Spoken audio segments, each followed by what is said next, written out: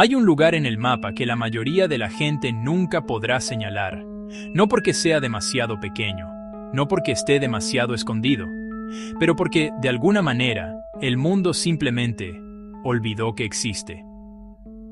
Santo Tomé y Príncipe, un archipiélago de 2 islas volcánicas, perdido en el Golfo de Guinea, a pocos kilómetros de la línea del Ecuador.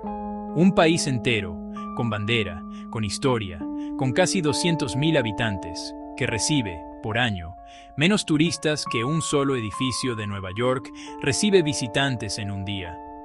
Y aquí está la paradoja que vamos a investigar. ¿Cómo es posible que uno de los lugares más bonitos, más fértiles y más estratégicamente posicionados del planeta siga siendo, hasta hoy, uno de los más invisibles? La respuesta no está solo en la geografía, está en siglos de decisiones humanas y en lo que queda cuando el mundo decide mirar para otro lado. Santo Tomé nació violentamente. Volcanes submarinos, activos hace millones de años, empujaron roca y magma hacia afuera del Atlántico hasta formar picos que hoy perforan las nubes. El resultado es una geografía casi irreal. Montañas cubiertas por selva tropical primaria, acantilados de basalto que parecen agujas apuntando al cielo, y un suelo tan fértil que cualquier semilla arrojada al azar tiene la oportunidad de convertirse en árbol. El Pico Cao Grande, una columna de roca volcánica de más de 300 metros de altura, es quizás la imagen más impresionante y menos conocida de África Central. Se eleva solo, en medio de la selva, como un monumento que nadie construyó a propósito. Pero la misma fuerza que creó esta belleza también creó el aislamiento. Las islas volcánicas en medio del océano no son fáciles de alcanzar. Y durante 500 años, esta dificultad definió el destino de quienes vivieron allí.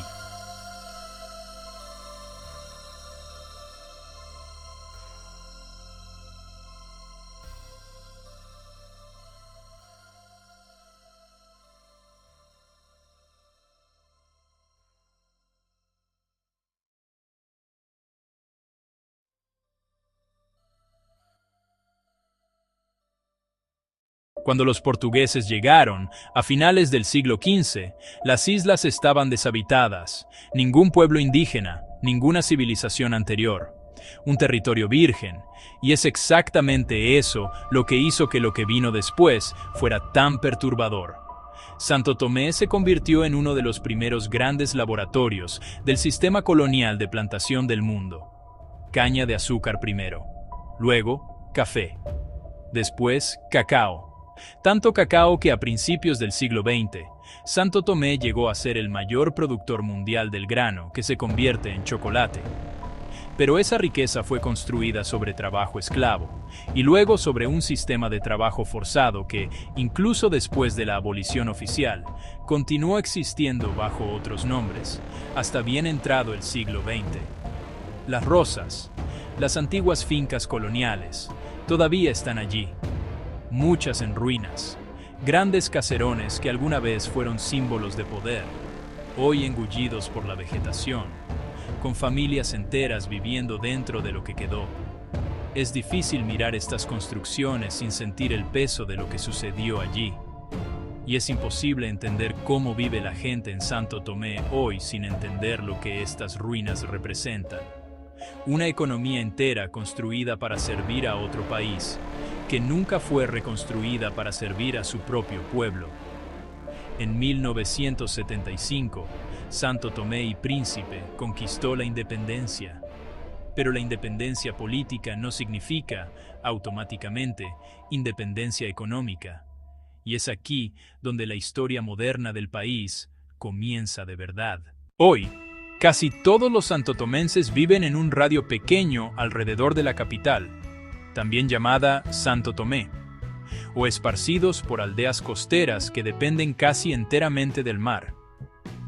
La pesca no es un hobby aquí, es la columna vertebral de la supervivencia.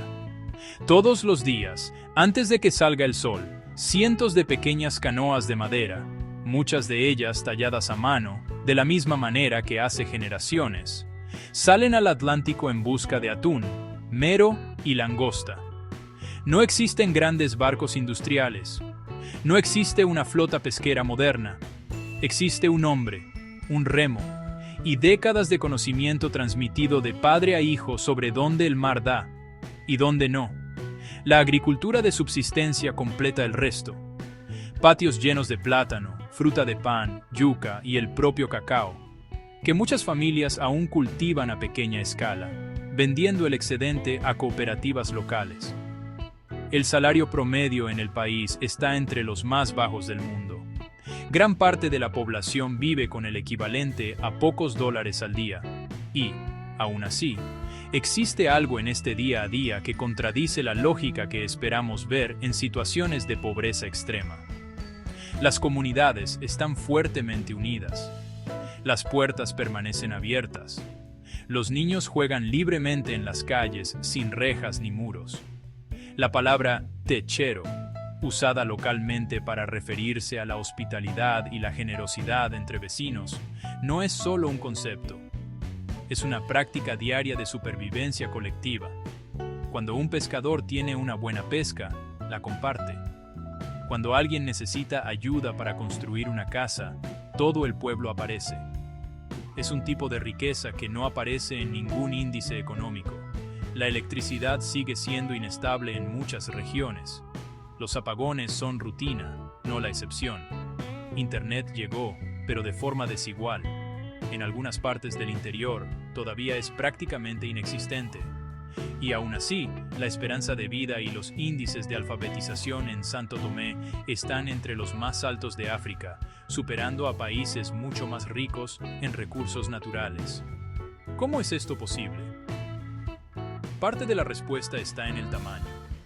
Una población pequeña es más fácil de alimentar, de educar, de vacunar.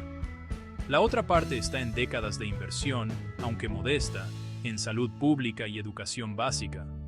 Uno de los pocos legados positivos que sobrevivieron a la transición de la era colonial a la independencia.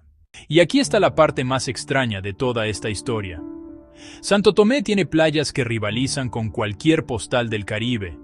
Tiene una de las biodiversidades más densas por kilómetro cuadrado del planeta, reptiles, aves y plantas que no existen en ningún otro lugar del mundo. Tiene clima estable todo el año. Tiene seguridad. Los índices de criminalidad violenta están entre los más bajos de África. Y, aún así, el turismo internacional prácticamente no ha llegado. No existen vuelos directos desde la mayor parte del mundo. No existe una industria hotelera estructurada a gran escala. La infraestructura de carreteras, aún hoy, dificulta el acceso a gran parte del interior de las islas. Algunos dicen que es falta de inversión. Otros dicen que es geografía. Islas pequeñas, lejos de todo, nunca van a competir con destinos de fácil acceso. Pero quizás la respuesta más honesta sea más simple y más incómoda. El mundo solo mira los lugares que aprende a ver, y nadie nunca le enseñó al mundo a ver Santo Tomé. Esto tiene un precio. Menos turismo significa menos empleos, menos moneda extranjera entrando al país, menos motivos para que el gobierno priorice la infraestructura. Pero también tiene, silenciosamente, un beneficio que casi ningún otro lugar tropical en el planeta aún posee. Santo Tomé sigue siendo exactamente lo que era antes de que llegara el mundo moderno. Sin selfies masivas, sin resorts engullendo la costa, sin el paisaje siendo reformateado para caber en una publicación de Instagram. Quizás la verdadera pregunta no sea por qué casi nadie visita Santo Tomé. Quizás la pregunta sea, ¿qué le pasa a un lugar cuando el mundo decide que no importa lo suficiente para ser recordado? La respuesta que Santo Tomé nos da es inesperada. Un pueblo que aprendió a vivir con poco, pero no aprendió a vivir con menos dignidad. Una nación que el mapamundi del turismo borró, pero que sigue existiendo, pescando, sembrando, compartiendo lo poco que tiene, día tras día, generación tras generación, exactamente de la misma manera que lo hacía antes de que cualquier extranjero supiera que estas islas existían. En un mundo obsesionado con ser visto, quizás exista algo profundamente radical en un lugar que simplemente sigue viviendo, visto o no. Santo Tomé y Príncipe no está esperando ser descubierto. Ya sabe exactamente quién es.